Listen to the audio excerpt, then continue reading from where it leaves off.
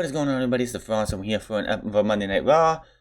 For a Raw review for April 11, 2022. We are on our road to WrestleMania Backlash, where we find out tonight who is the first opponent for Bianca Belair for the Raw Women's Championship. And it's going to disappoint you as much as it disappointed everyone else. Another talent gets a name change, and it's not the one you think. Tommaso Ciampa does make his debut, but keeps his name, so that's good news right there, even though he really didn't do anything tonight except get interrupted by Ezekiel. And I guess the gimmick now for Kevin Owens is that he is going crazy because he's saying that Ezekiel is Elias, and everybody else is going, that's his younger brother Ezekiel, that's not Elias. So apparently you go from wrestling Stone Cold Steve Austin to becoming an insane person, to going insane. That's what they're going with right here. I don't know what the end game is, we'll talk about that later. Also, we had Cody versus The Miz as Cody Rhodes' first match on Monday Night Raw in 6 years, and they really played up to this. We had the Miz TV early on, which I really don't care about Miz TV. The Cody Vader has been a future endeavor. It had a nice 1 week run, but they're now doing a smoke machine and pyro shooting, which actually is a lot better because they don't have those sets set up in 2022 to raise anybody above it. I mean, what they saw, Vince probably saw last week with Cody's head sticking out, and it was like, God, that's the pile of shit. And it went with something that I think is a little bit better. And the biggest question coming out of this, the segment with Cody and the match with Cody is, who's getting future endeavored to pay for Cody's pyro? My fucking God. I understand having a little bit of pyro, but his entrance to go on Miz TV had like 3 times the amount of pyro they needed that they had for the match later on. So I'm thinking, 15's coming up very, very soon, and it's the same. It's been the last 2 years. We've had a Black Wednesday and a Black Thursday. So, what is it, Black Friday this year? Yeah. So, where we have a Black Friday come early and have another set of talents released in WWE. I can name a few. Aaliyah, Xia Li, Shotzi Blackheart, Pete Dunne, Volta. Could all be released like that. I don't think they're going to release Volta right now and Pete Dunne because they just brought him up. But those 3 women, Apollo Crews, Commander Aziz. I'm not saying I want to see anybody get fired, but this is the WWE. They fire people all the time because, well, those fireworks are not going to pay for themselves and they need to cut the budget. So who's getting budget cutted to pay for Cody's fireworks? Also, if you watch Friday, Roman told the Usos, go to Monday Night Raw and bring me the Raw Tag Team titles. Did they show up? And did we get ourselves a unification match going into Backlash? Which, if there's going to be a unification match, you're going to build to WrestleMania Backlash. There's no fucking reason to have it on a random episode of Raw or a random episode of SmackDown. That match needs to happen at Backlash. So we started the show with Miz TV. Of course, there is no Corey Graves for the next week or two because him and Carmella got married. They're off on their honeymoon. Congratulations to the happy couple. Same as with Alexa Bliss and Ryan Cabrera. They also got married this weekend. So, congratulations to the 2 happy couples. I hope everyone has great fun on their honeymoon and we can just get back. They can have their personal lives. And I don't have to worry about it. So, again, congratulations to the couples. That is all I'm going to say. We got Jerry the King Lawler for the next week or 2. Miz comes out, he gets booed, he brings in a grand introduction, he says tonight's guest is an extraordinary superstar who's been the talk of the whole world since making his return. Says this person beat Seth Rollins at WrestleMania, but can he beat me tonight? Miz knocks Detroit crowd and says their opinion don't matter because they cheer for the Lions. Burn! He introduces Cody, his pyro goes off as Rhodes makes his way into the ring, and he gets so much pyro. So much pyro. It ain't even funny. He gets pyro on the stage. He gets in the ring, I swear they put off more pyro. Honestly, I swear, it felt like somebody won a world title at WrestleMania type of pyro. Or Charlotte 9000 getting her entrance at WrestleMania. What's with all the fucking pyro? I know Cody likes his pyro. But you didn't need that much. Last week he had pyro, but it was like, compared to this, that felt like, that looked tame compared to this set of pyro. They just went all in. No pun intended. Miz even said, after burning through our pyro budget, yeah. Conversation was nothing special. Miz tries to degrade Cody. Cody snaps back at him. Says he wants to win the WWE title belt. Miz has to correct him, say it's the belt holds up your pants. It's a title, you know, because that's actually thing. This was all scripted. If anybody thinks that Cody was slipping up and saying these things off script or anything, this was all scripted. Throw it out there, make it seem like he's slipping up. He said belt.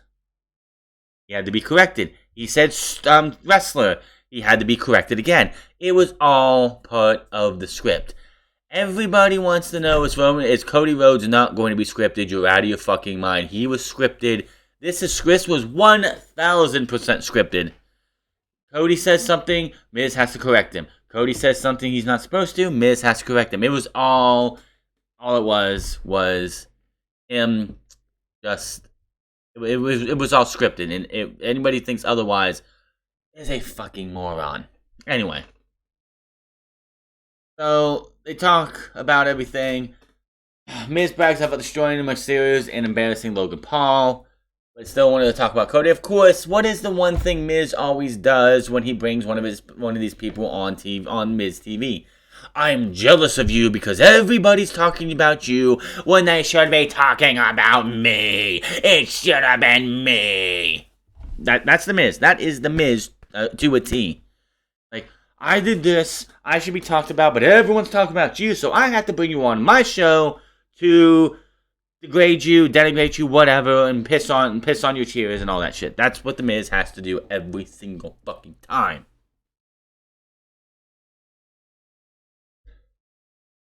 I will say, Cody is right now over as fuck, but here's the thing, is like, how long is WWE going to be sustained people chanting for Cody? If they try to go the John Cena Roman Reigns route and just say, here's Cody, you wanted Cody, we're going to give you Cody every single week. He's going to talk, he's going to wrestle, you're going to sit there, and you're going to fucking like it. It's going to turn like that, and I say before SummerSlam, people will be booing Cody Rhodes. We see how the Undisputed Universal Champion Roman Reigns spoke on Friday. SmackDown sent SmackDown Tag Team Champions the Usos to Raw to capture the red brand belts. Still to come, RK Bro versus the Alpha Academy title shot implications. Omos on the VIP Lounge with MVP. And at 9 p.m. They said this at 9 p.m. Eastern, which was fucking stupid. The Miz versus Cody Rhodes. So, you'll know why in a minute. Dominic Mysterio versus Via. Now, this was supposed to be Rey Mysterio versus Via, but as we found out later with the women's tag team title match not happening, some people happen to be in protocol, and it looks like Rey Mysterio is one of those people who probably was in COVID protocol. They didn't say COVID protocol for the women's match because Rhea Ripley was not here tonight, so apparently she was in protocol and has probably been in protocol for the last few days, because she wasn't on SmackDown, and she wasn't here tonight. So Dom comes out, he faces Via. Via beats the shit out of him, but Dominic blocks the clothesline with a kick, sends Via to the floor with the regroup. He launches himself over the top rope, but Via catches him, stumbles back a few steps into the barrier, then launches him into the barrier.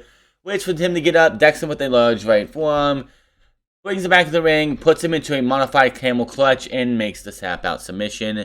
Via is your winner. Y'all remember when Dominic Mysterio made his WWE debut at SummerSlam in 2020 in front of nobody inside the Blunderdome? Was wrestling and feuding with Seth Rollins, Buddy Murphy, and doing like working with the high profile names in WWE. Looked to be somebody that WWE was going to invest into. Hell, won the tag team titles with his father. And now he's nothing but a jobber to the likes of The Miz and Veer. Man, they fucked Dominic up. Dominic, if they would have had him go to NXT instead of being on the main roster, I mean, not this NXT, Triple H's NXT, the dude by now would probably be a star waiting to be made. But now he's just nothing but a what could have been. And Rey Mysterio, you should be ashamed of yourself for letting your son come to WWE when he could have went to Japan, to New Japan Pro Wrestling in the LA Dojo, and trained with Shibata, and became a big star on his own without having to use his father's name. He could have went to the Nightmare Factory, yes, Cody's Nightmare Factory, been able to be trained there, make his way to AEW Dark, do like Julia Hart does, have a match or two, join the AEW roster, go to Impact Wrestling, go to OVW, go other places to get into the wrestling business. Him coming to WWE as green as grass as he is has been a detriment to Dominic Mysterio because WWE is not going to do shit with this guy. By the time they actually come around to feeling like they want to do, it's going to be too late. Now as for Veer. After the match, he goes and grabs him again and puts him in the submission again, ragdolling him until the 4 officials finally get him go. He backs off for a minute, then he goes back and does it again, so much so that they bring a stretcher out and they stretcher away Dominic. For Veer, this is good. He is being right now booked as a monster who just is dominant, is going to beat the living shit out of everybody. The question I have is, how long is it going to take for Vince McMahon to go, well, I'm bored, next, and Veer goes to be chasing the 24/7 championship because you know it's going to happen. Veer is another one of those foreign heels that Vince McMahon is going to tire of very fast. And then that guy is going to be joining R-Truth, Akira Tozawa, Dana Brooke, Tamina Snuka, Nikki Trash, and anybody else that they can find chasing after the 24/7 championship. So enjoy this little bit of a dominant run that they're giving him because it's probably not going to last very long. Because remember, there was talk that they had no plans for Veer from the moment they started running those vignettes for Veer to come. They didn't have any plans for him. I highly doubt they have any plans for Veer right now. So we'll see exactly what happens coming very, very, very, very soon.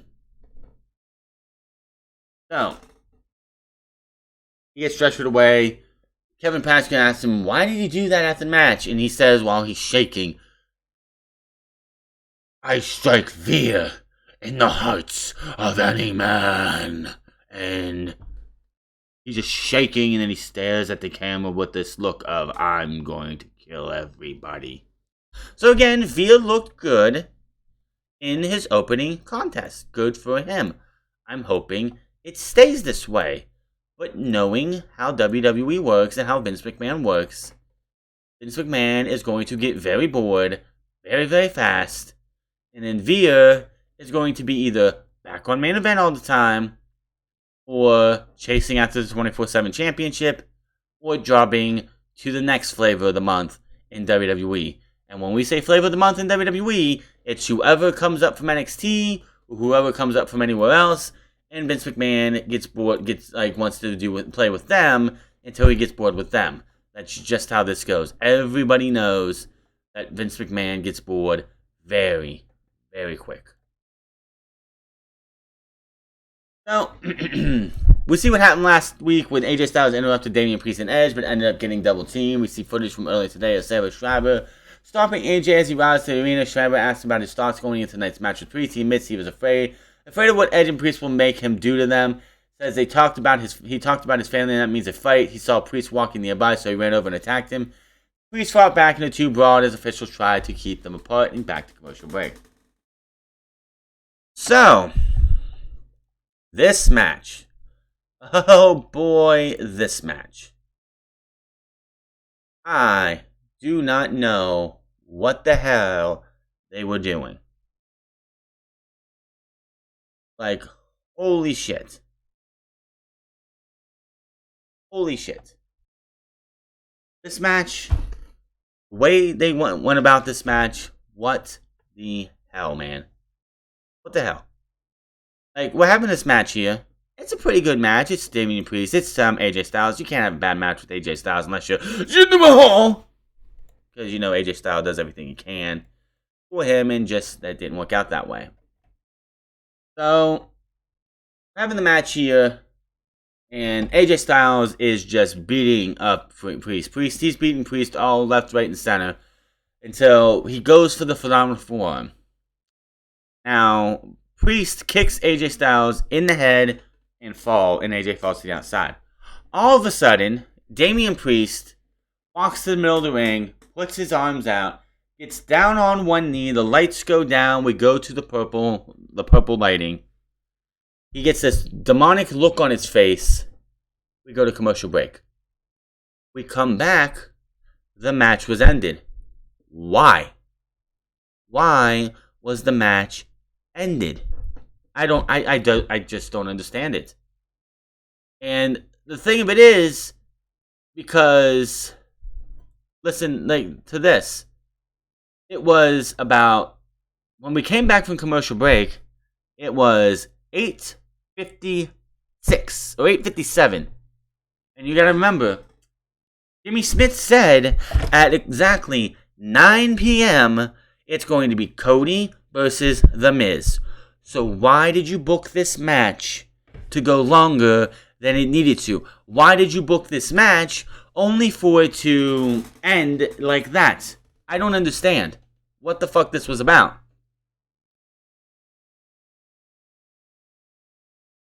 I don't know. Phil shows backstage with Edge and he asks, what was that BS? He wasn't done with Priest. He goes on about Edge looking down from whatever he's at and says he doesn't care what Edge or anyone has to think. It won't stop from getting to Priest and Edge. We go to the match that everybody was looking forward to.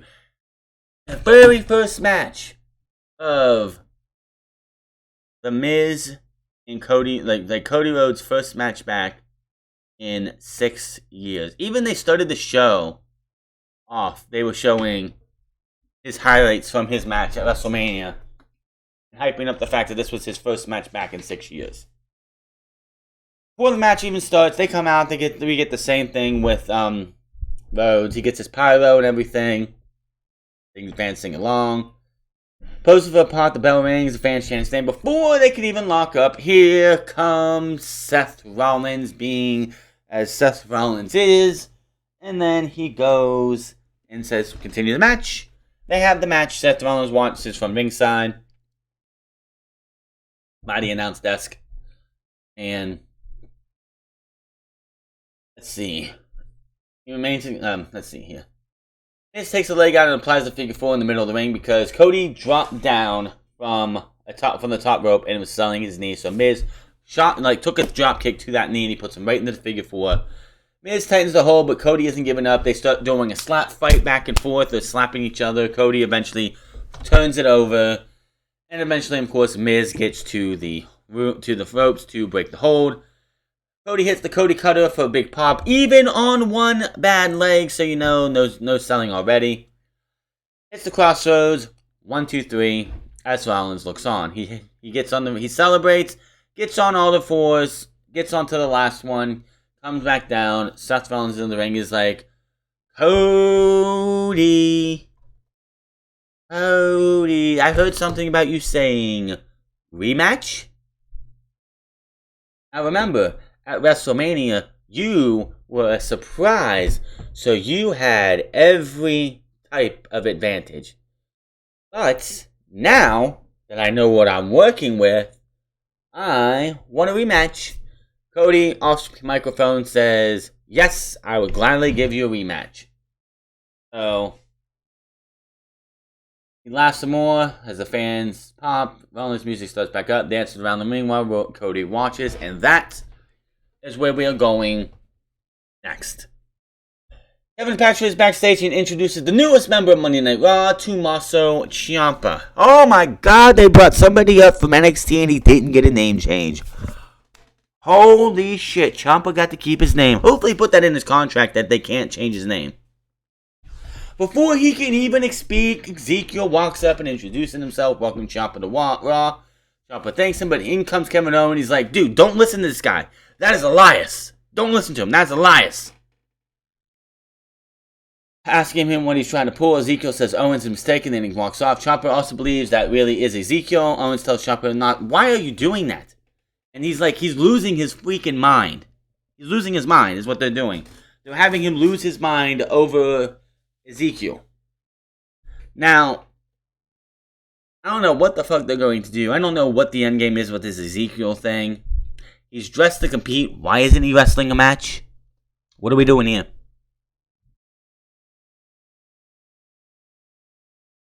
Storms off, and that is that. Now, we have Naomi versus Liv Morgan. And, of course, this was supposed to be a women's tag team title match. We get to the show tonight. Nobody says anything until we get to the match. And it has been told that Rhea Ripley is in protocol. But later in the night, they did announce that it will be this tag team title match we're supposed to have tonight will be next week. So, you know how everything is with COVID now. You still, now, it's not to say that she had it. As we know, protocol doesn't mean you had it. It means it's either you had it, you know somebody who had it, and you were in contact with them, and it could be either one. They're not going to tell us which one it was. More than likely, she was around somebody who had it. He didn't get it, and they didn't say anything about Rey Mysterio unless they missed it. I have a feeling it's the same thing for Rey, because why else would Rey not be on Monday Night Raw when he was scheduled to take on Veer, and instead we got Dominic getting absolutely destroyed. So, match didn't go more than 2 minutes. Trey counter offense to the mat until Naomi rolls, which, wow, Naomi beats Liv Morgan with the most devastating move in all of professional wrestling and sports entertainment. The roll-up. Wins. They celebrate, Liv tries to recover, and I'm thinking, why do we need to get a title match next week? We go to the ring, and out comes Bobby Lashley to a pop. He greets some fans, posing in the ring, goes off, and it's supposed to be a VIP lounge, but Lashley's crashing the party. Back from break, Lashley was already talking, saying he wasn't invited to the VIP lounge over what happened last week, so he got invited himself. He says, he goes on about the win at WrestleMania 38, but gives Omos some praise. He says he got stabbed in the back by the one man he felt he could trust. Lashley goes on to call MVP to come to the ring and explain his actions. He doesn't come. He says maybe he should rearrange the VIP lounge to how he likes it. Threatens to destroy some stuff, but the music interrupts, and out comes MVP and Omos. He tells him, MVP tells him to stop embarrassing himself, and if he damages anything, MVP's lawyers will be in contact. Lashley tells him to shove those lawyers up his ass and wants to fight. MVP says he'd love for Omos to teach a lesson, but Omos is learning to be a businessman and will wait until the money and time is right. Lashley says MVP and everyone should be thanking him. MVP asks if Lashley and everyone wants an explanation. He says you deserve that. And this is when we just got MVP shooting from the hip about truth bombs. As MVP said, when I came back to WWE, you were floundering until I took you to new heights. I made Lashley. I made him turn almighty because before that, he was off playing tonsil hockey with Lana and doing the whole cuck storyline with Rusev. What was Lashley doing? Here's the cold hard facts from Bobby Lashley. If MVP doesn't come into your life, if MVP doesn't come back to WWE, if MVP doesn't become your manager and doesn't help you become the almighty Bobby Lashley, guarantee you, your ass would have been one of the 200 plus cut over the last 2 fucking years because they were not doing shit with you. Truth bomb from MVP to Bobby Lashley. Lashley says, and this is whatever, says MVP came back for his farewell tour, but then he did what he always does best, latched on to the next meal ticket. The back and forth continues until MVP goes on about Omos being bigger and smarter than Lashley. He might be bigger, but I don't know if he's smarter. Needs to be working on his English. He's talking. Says Omos will take MVP spot at the top because Omos realizes he needs MVP. NBC says Lashley barely survived his first match with Omos, and he promises he won't survive the next. Lashley says he's going to chop Omos down like he did at WrestleMania, then he's coming to get MVP. Lashley music starts back up, and he just destroys the VIP lounge. Yes. MVP, everything MVP said to Bobby Lashley in this was a fucking shoot. If it wasn't for MVP, Bobby Lashley was not. If it wasn't for MVP, between April 15th of 2020 and now, Bobby Lashley is not in WWE anymore. Bobby Lashley is not a two-time WWE champion. Bobby Lashley doesn't win the United States Championship again. Bobby Lashley doesn't become the face of Monday Night Raw for a time. Bobby Lashley doesn't become one of the more dominant champions in the last 10 years on Monday Night Raw. If it wasn't for MVP, Bobby Lashley is just Robert Lashley somewhere else, probably back in Bellator fighting, and that's all he'd be doing. Probably back in Impact Wrestling being Walking Armageddon.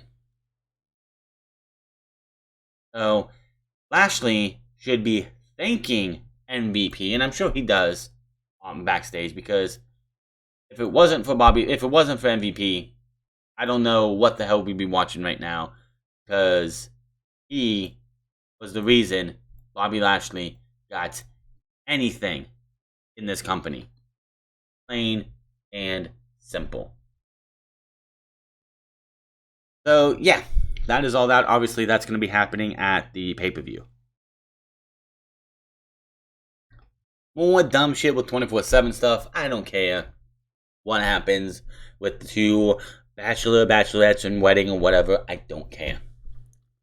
Raw Women's Champion Bianca Belair versus Zelina Vega. Now, before she went to the ring, we come to commercial break, we come back from break, and Austin Theory is talking to Adam Pearce and Sonya Deville about WWE Champion and CEO and Vince McMahon about promising a United States title shot from Finn Balor. Theory also said, you can stop calling him Austin, just Theory, because Mr. McMahon decided that's better, and Austin is beneath him. They took Austin Theory and changed him to Theory. Here is the United States Champion, Theory. You're joking, right? Here is WWE Champion, Universal Champion, Theory. What? What is this? Stupid, stupid, stupid, stupid, stupid, stupid, stupid.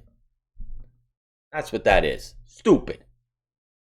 It says Theory to get the title shot next week. Kevin Owens comes ranting in about Elias and Ezekiel. He asked Pearce and Deville what kind of ship they're running here, pointing out he was forced into a match with Hall of Famer Steve Austin. Now Elias is back lying about who he is. He wants to put Ezekiel through a lie detector test next week, and Deville agrees. Says he's going to pay for it to the test. Turns and talks to Pearce about how she has contract for Belair's first title defense. She walks off, go back to the ring, and we see what happened last week between Vega and Carmella, who are now split up because, Carmella's off having her honeymoon with Corey Graves, and Zelina Vega is just going to be on her own and a joke.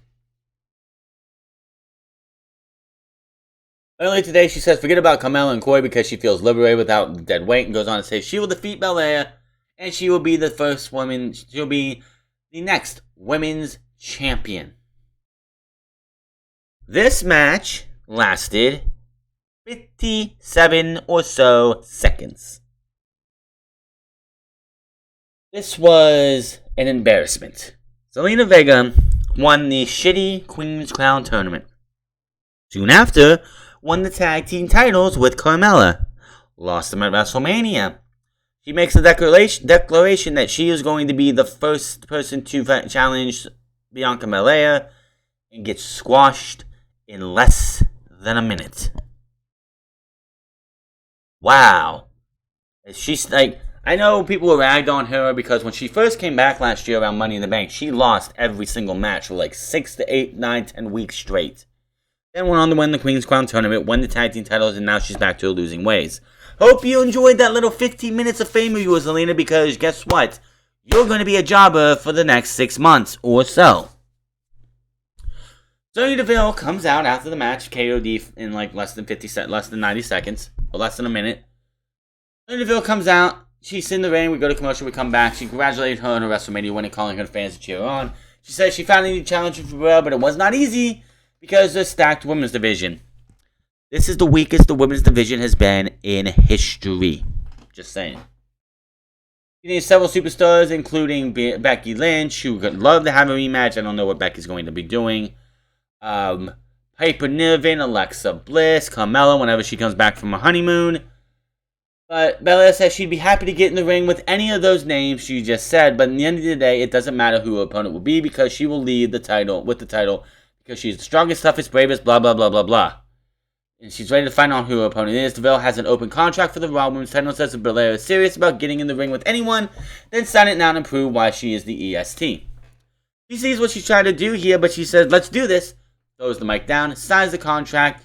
Deville says, like, here is your opponent. She is, like, she breaks down gender barriers, and then it's like, oh, fuck, it's gonna be Sonya Deville. And they do a big drum roll. Sonya Deville backs up, and chop blocks her, beats her up, and says, your next opponent is me. Signs the contract, and JR King's like, I knew it! What a joke, man. You made us wait for that. Adam Pearce rushes down. Check on a furious Belair as Deville makes her exit. More 24/7 shit I don't care about.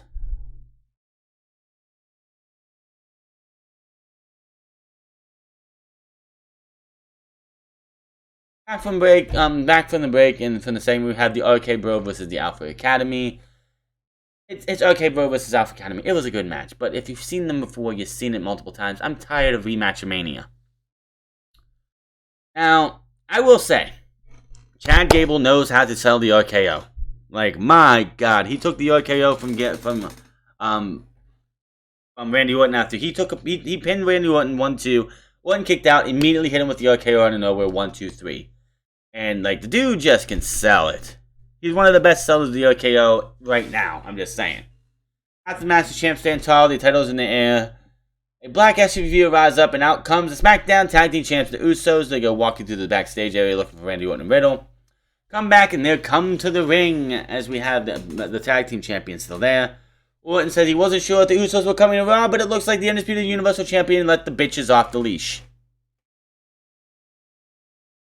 The Usos type themselves up and challenge RK Bros to a unification bout. Orton responds, but the music interrupts, and out comes the Street Profits. Montez and the Ancient Dawkins make their case for why they should be next in line, because they wanted a normal tag match at WrestleMania, but the Alpha Academy butted in and made it a triple threat match. The same Alpha Academy they beat last week, and the same Alpha Academy that was beaten tonight. Why they should be the next in line. They come in, they say they'll be happy to take on the Usos and unify the titles after they take their titles away from the RK Bro. They're up, they want smoke, they start drawing back and forth with the Usos. Andy Orton's like, just shut the hell up, nobody wants you to talk, get out here and fight. He's like, I want to see it. Do you all Detroit want to see it? They all say that, and we get ourselves a match. The Usos versus the Street Profits. Again, another good match. But it's not about the match, it's about what happened after. The Usos win, obviously not. The Usos are not losing on the way to this unification match. Unless they're going to do RK Bro versus the Usos, like,